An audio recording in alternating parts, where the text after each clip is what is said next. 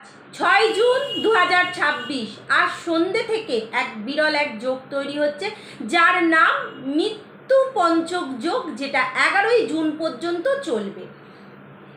অনেকেই এই যোগের নাম শুনে ভয় পেয়ে যাচ্ছে, কিন্তু জেনে রাখুন, মৃত্যু পঞ্চক যোগ মানেই অশুভ বা মৃত্যুর আশঙ্কা নয়।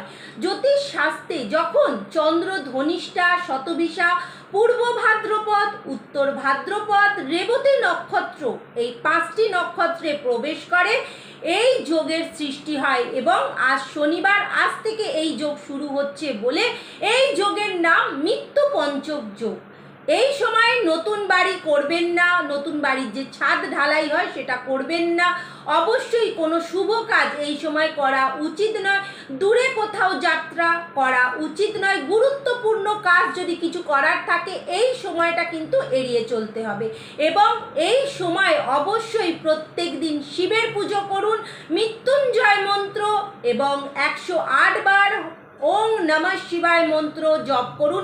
হনুমান চালিসা পাঠ প্রত্যেক দিন করুন। শনিবার দিনকে গিয়ে শনি মন্দিরে সর্ষের তেল দান করুন এবং দান পূর্ণ করুন, দেখবেন শুভ ফল পাবেন। মনে রাখবেন, জ্যোতিষ সতর্ক করে, ভয় দেখায় না। সৎ কর্ম এবং সৎ বিচারই আপনার জীবনকে অনেক দূরে নিয়ে যাবে। হর হর মহাদেব।